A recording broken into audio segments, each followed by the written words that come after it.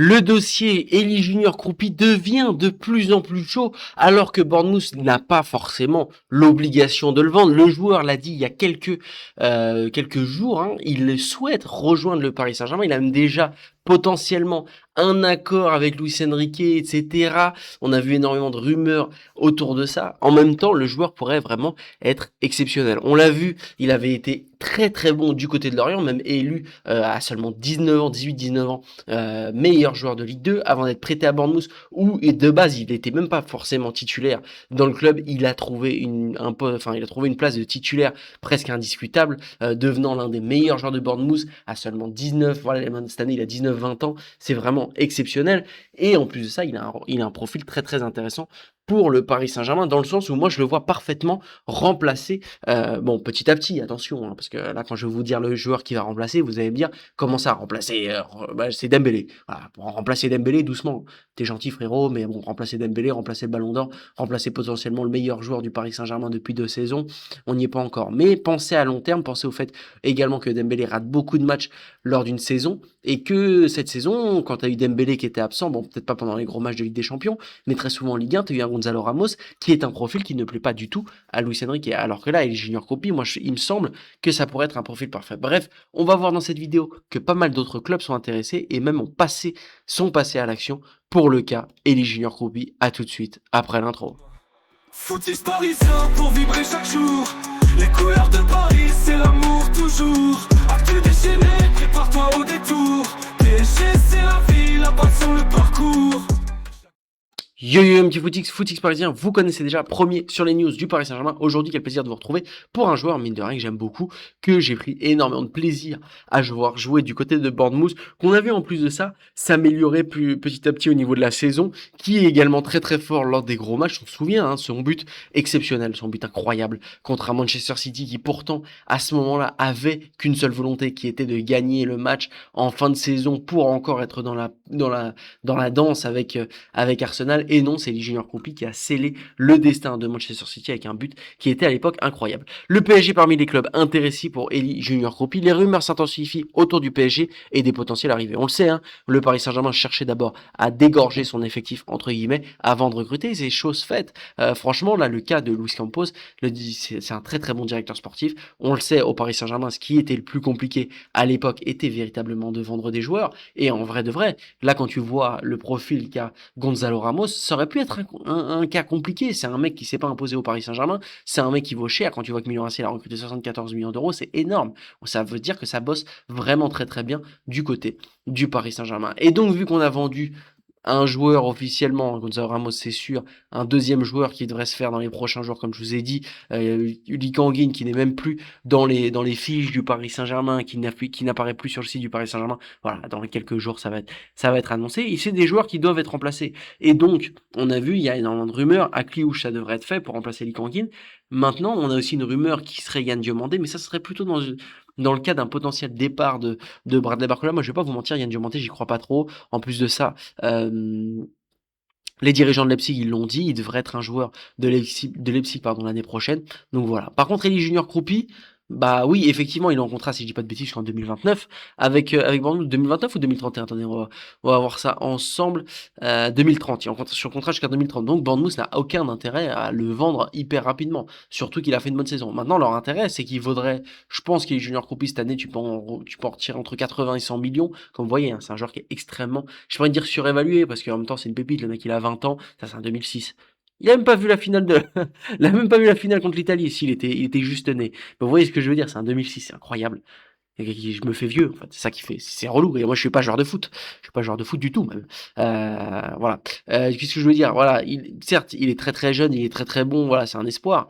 Maintenant, il est quand même affiché à 26 millions d'euros sur Fotmob. Je pense que c'est vraiment très très sous-évalué.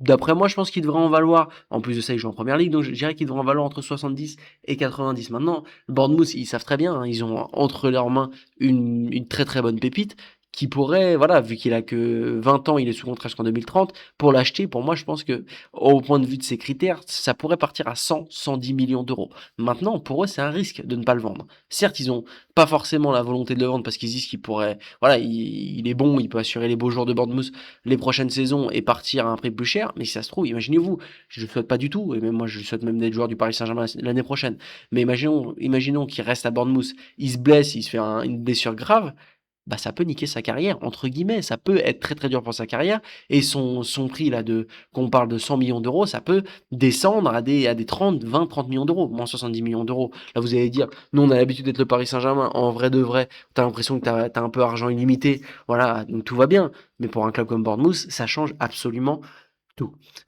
Du coup, qu'est-ce que nous dit l'article? Le nom des juniors Kroupi pourrait animer le mercato estival déjà annoncé dans le viseur de plusieurs grands clubs européens. Le jeune ailier de Bournemouth intéresserait bien le Paris Saint-Germain. C'est en tout cas ce qu'affirme The Independent, un média anglais, qui fait le point sur ce dossier. Tottenham passe à l'offensive aussi. Voilà, il y a d'autres clubs qui sont sur le dossier. On avait entendu également parler d'Arsenal. Moi, ça me semble pas non plus être le profil qu'il faut à Arsenal. Certes, Arsenal, ils ont besoin de renouveler leurs attaquants, mais j'ai l'impression quand même Arsenal, il leur faut des cadres, il leur faut des joueurs très bons. Parce qu'en fait, des espoirs, bon, on pourrait dire que Martinelli, Trossard, c'est un peu des espoirs déjà, même si c'est pas du tout le même profil, ils sont un peu plus âgés, etc. Vous voyez ce que je veux dire? C'est des joueurs qui sont déjà bons, sans être exceptionnels, sans être niveau gagnant de Ligue des Champions normalement, même quoique ils étaient quand même à un penalty de Dembélé de l'être d'être cette saison.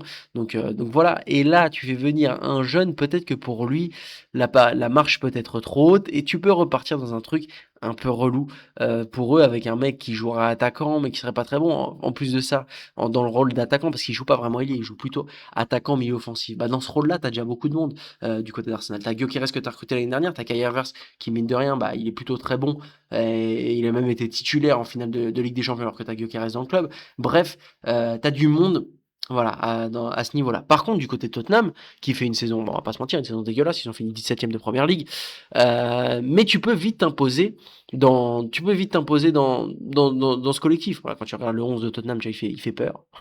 Pas se mentir, il fait peur, mais on pourrait très facilement l'imaginer à la place d'un Richarlison, voilà, assez aisément. C'est pas du tout le même calibre de joueur. Voilà, avec tout le respect que j'ai pour le joueur de Tottenham, voilà, doucement quand même, voilà, en plus on avait vu, ils faisaient le malin un peu avant la Coupe du Monde, machin, ils nous parlaient, ouais, pendant la Coupe du Monde, je vais pas prendre mon téléphone, au final il a pas été pris pendant la Coupe du Monde, c'était bizarre en fait, quand tu nous dis ça 2 semaines avant la Coupe du Monde, t'es un mec bizarre, bref.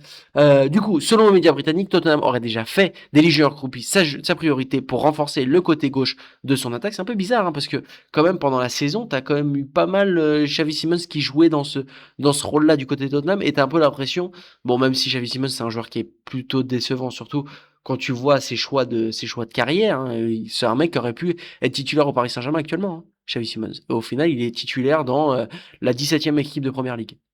Voilà, c'est autre chose. Donc voilà, c'est un peu leur, leur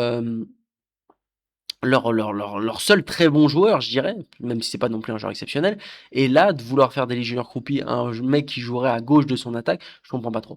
Les Spurs, déjà très actifs sur le marché des transferts, souhaiteraient finaliser plusieurs recrues majeures avant le début de leur préparation estivale. Le club londonien ne serait toutefois pas seul sur ce dossier.